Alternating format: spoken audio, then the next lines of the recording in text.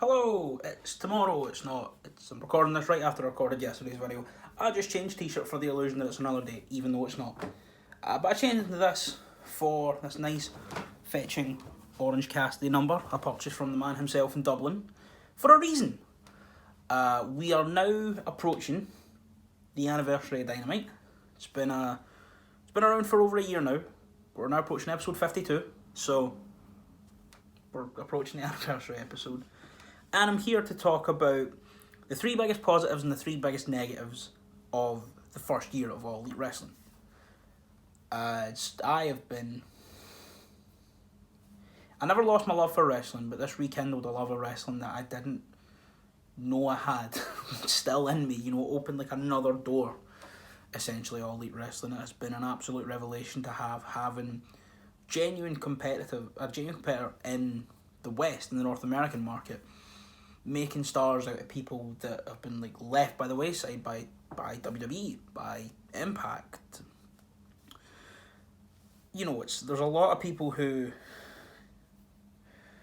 have come in to make a name for themselves, and they really have. So yeah, a year of All Elite Wrestling. Here's to many more, and let's crack on with it. I'll get the negatives out of the way first. We'll end the video on a high note, but we're gonna bring it down, and I'm gonna go 3, 2, 1. The first downfall for the first year of Dynamite it was the early days of Dark and being the Elite with Dynamite, as long as Dynamite was alive, pretty much. So back in those early days of Dynamite, things were happening on Dark. Say MJF picked up a win over someone, and then their friend came out and tried to jump MJF. And then MJF fought back, and then that match was then made for Dynamite or something like that. This happened because, say Jack Evans jumped MJF on Dark last week, but they wouldn't then show a video of anything. And on Being the Elite, they talked about matches that were made through Being the Elite for Dynamite. And if you didn't watch Being the Elite, you're like, oh, what? Okay, we're told this match was made on the internet, and we given no more context to it. And I always found that a bit jarring. Obviously, it was the very first days of the TV, the first year of the company. So, obviously there was a lot of growing pains and things you had to work out. But that for me always made my personal viewing experience feel a bit disjointed. So that for me is the third biggest downfall of the first year of Dynamite. On to number 2 is the way they sometimes tend to skirt around feuds and partnerships. Not slow burns like they're doing with MJF and Chris Jericho, or Hangman and Kenny, or not like the slow burny stuff. But sometimes the perfect example is Tully and FTR and Shawn Spears. We know Tully's managing both, but we've never seen them interact. We've never seen FTR talk to Shawn Spears. The closest we got was Shawn Spears standing to snarkily wish SCU luck at the Brush for Greatness a couple weeks ago, or last week. And obviously this is going to pay off, but they've been doing it for too long. We're sort of starting to lose a bit of intrigue, I think. It was also, the Nightmare Collective, which we'll talk about. They skirted around the feud with Statlander and Awesome Kong and never pulled the trigger. And now the Nightmare Collective's dead and Awesome Kong is nowhere to be seen and Chris Statlander is injured. They did that. There's been a few feuds that they've sort of hinted at and then they've not done it, and then they've kind of done it, but they've only done it for an episode or two of TV because the interest isn't really there anymore.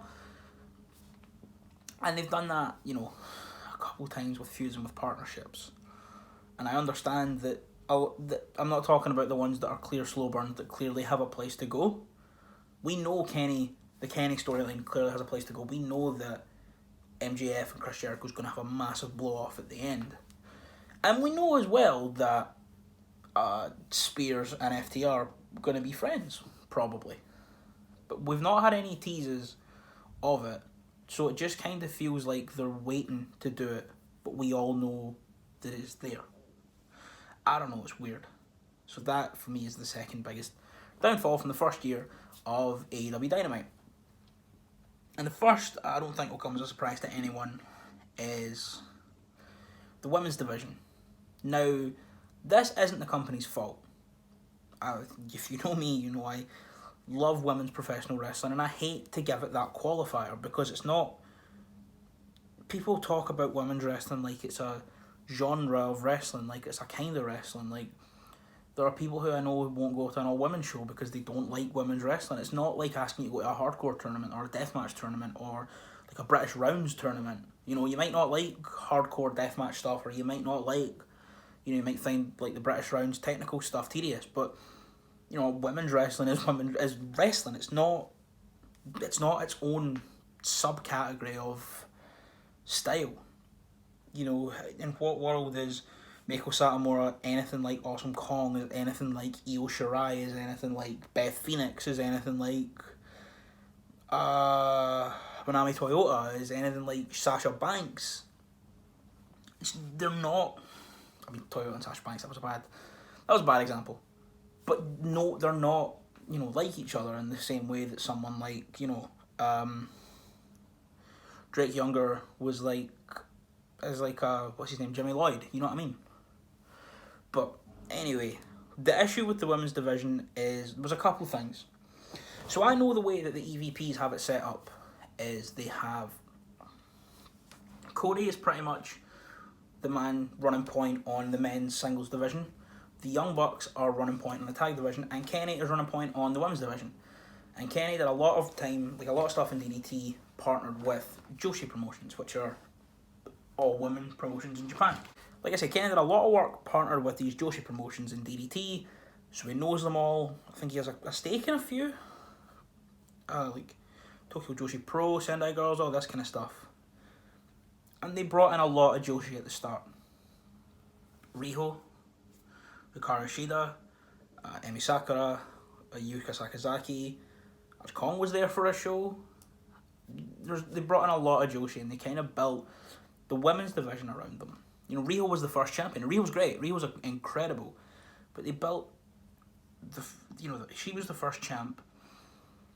The first pay-per-view title defense was against Emi Sakura, who's also incredible. But then you had all these homegrown, like, American independent stars like Britt Baker, and obviously it felt too obvious to pull up the trigger on Britt Baker immediately. I get that.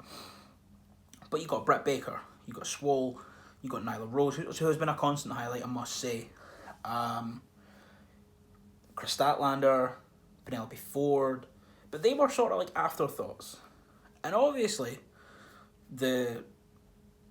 Tony Khan can't account for the global badging that we're currently experiencing. But when all these Joshi that were getting the biggest opportunities, and only one of them lives in America, and that was Hikaru Shida. When you're doing this, and all of your biggest stars in a certain division are stuck abroad,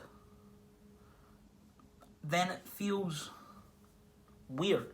Especially as well, Bea Priestley has since been let go by the company, but they signed her, and she didn't do a lot, really, and she was a big star. Her own personal behavioural issues aside, and what she's like, and all the obvious horrible stories about what she's like and has been like aside, she's a fantastic, purely in-ring wrestler. And at the time where everyone, that stuff was entirely public knowledge, she was one of the biggest stars. Still to this day, I would say, on name value, still one of the biggest people they have, or they had. But they relied on all these Joshi wrestlers a bit too much. And then when the global badging, as I'm now going to refer to it as, happened, they didn't really have anywhere to go, because they now had to build up Swole and Shida, and they had to bring in Thunder Rosa from the NWA, just so Shida wouldn't be. And obviously as well, actually, now that I'm saying this, I don't want to sound like I'm too harsh on the women's division, because I love it, and it's now once again finding its feet again. But Brett got injured, Statlander got injured in 2 freak accidents. So for quite a while, the women's division was Big Swole, Nyla Rose, and Hikaru Shida. They signed Abaddon, they signed Serena Deeb, they brought in Thunder Rosa, Diamante and Ivelisse are there now, and it is getting on its feet. But at the time of recording, it has definitely been the biggest, I don't want to say disappointment or failure of the company, because it's still been absolutely incredible.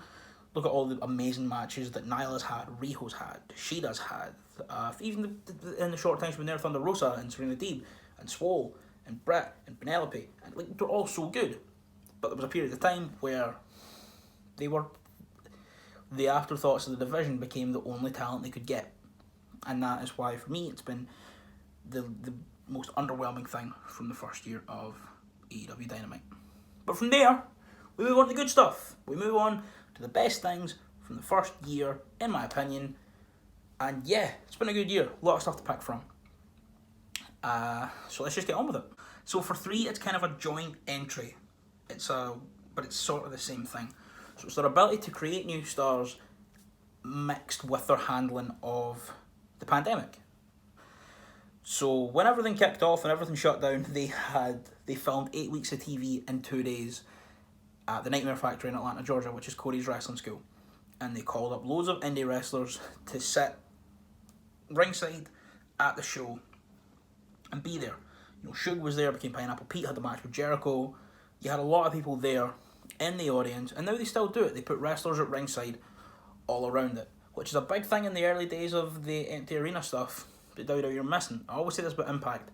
If you have no crowd or crowd substitute, which Impact don't, your in-ring needs to be rock solid. It needs to be tight.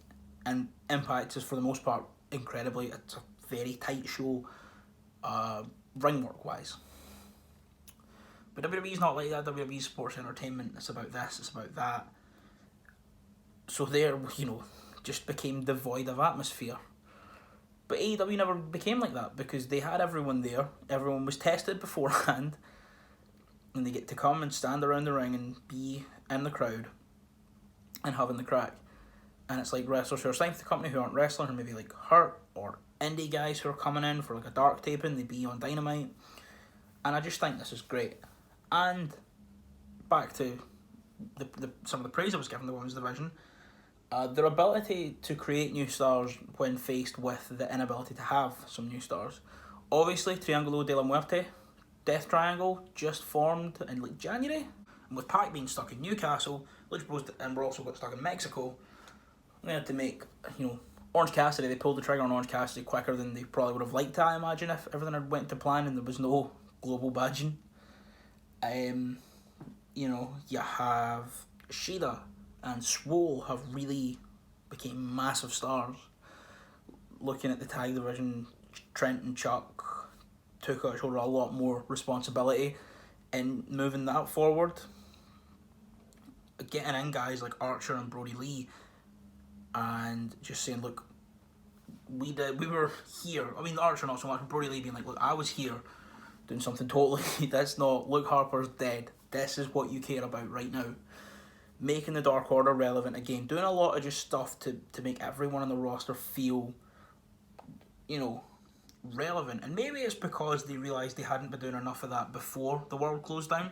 And they're like, just in case there are any more restrictions and we're filming and someone can't get out, there is a credible backup to go in. But their ability to make stars through this, and in general, has definitely been a major upside to the first year of Dynamite. And sort of tied in, but in its own entry number 2, I have got the TNT Championship and Cody's Open Challenge. Back to creating new stars. Cody's had matches with Sonny Kiss, with Mark Quinn, Brody Lee, absolutely made a start at Brody Lee, obviously. Brody Lee has just lost the title, but when he won it, incredible. Even his match with Archer, he looked like a fucking animal for getting through that. But the big thing about this is when he took on indie wrestlers, when he took on Warhorse in one of my favourite matches of the year, and then an even better match against Eddie Kingston. Got these people that don't really know a lot about the indies, but Warhorse managed to get himself over on Twitter saying it's an open challenge, it was open to anyone, here I come. And then he got there, and so many more people found out about Warhorse. Eddie Kingston had to sell his wrestling boots at the start of lockdown to pay his mortgage. And he comes in, now he's signed to AEW. The TNT title Open Challenge made a lot of stars, made names out of a lot of people. And even if they're not signed, in the case of Warhorse, a lot more people have seen what he can do. And it was incredible while it lasted, and it looks like we're maybe getting it back. So hopefully we can get, let me just throw some names out into the universe. Effie, we'll get Effie out there. Let me think. Chris Dickinson, would love to see Dickinson. AR Fox, AJ Gray, I don't know if he would take that, but I'd like to see AJ Gray. Maybe even Eric Stevens. Sign back Suge, give him a match. Just thinking of people that are on the collective now. Or Carlito and Chris Masters, they're on the collective. Yeah, the TNT title Open Challenge was a big highlight of the year for me in wrestling, all wrestling, and that is, my second biggest highlight for AEW's first year. And I realise now, as I'm about to go on to what I think has been the best thing for the first year of Dynamite, all these are around about creating new stars, signing people in from other places and going, nah, fuck what you heard, it's what you're hearing, to quote DMX in the whitest way possible. Signing in FTR, getting Butcher and the Blade, and all these incredible tag teams. You can probably guess, the best thing for me for the first year of Dynamite is the tag division and how they treat tag team wrestling. Every show is mostly tag matches, 6-mans, 8-mans, just 2-on-2, and it's all incredible. They just give total creative freedom, and especially watching a team like FTR, who have been one of my favourite teams for years, to be in a place where they were creatively stifled by someone who doesn't like tag team wrestling, to now go into a place where two of the executive vice presidents are one of the greatest tag teams of all time, who are like, we're putting tag team wrestling back on the map. For me, tag team wrestling is like my favourite kind of wrestling. It always has been. I've said this many, many times. But my earliest memory of watching actual wrestling was my dad got me Judgment Day 2006 on DVD. And the opening match is Eminem versus Paul London and Brian Kendrick. And I was like, who are these weirdos in big red trousers doing backflips? I love them. And since then, I've been enamoured with tag team wrestling and wrestling in general. So it's so good to see, tag team wrestling back at the front. More recently, we've been getting the Brush with Greatness, which I've been enjoying. Making teams out of like Miro and Kip Sabian, Sonny Kiss and Joey Janela, Serpentico and Luther, Jericho and Sammy and Jericho and Hager, Proud and Powerful, the Young Bucks, Jurassic Express, TH2, the Best Friends. Just all these incredible tag teams are here in one place, and we consistently get incredible tag team matches on Dynamite, on pay-per-view, on stuff like the Fyter Fest, which is still a Dynamite, but the stuff like that. It's great, and it's been so incredible to see tag team wrestling getting its due. So that for me is the best thing that's happened in the first year of Dynamite. And that's the video. I hope you enjoyed this. I will hopefully be making 2 reviews next week, again, back to normal. But yeah, we'll just need to wait and see. Like, share and subscribe, comment if you've got any other video ideas, stuff you want to hear me talk about. Share this about to all your friends who like wrestling, and I'll see you next time.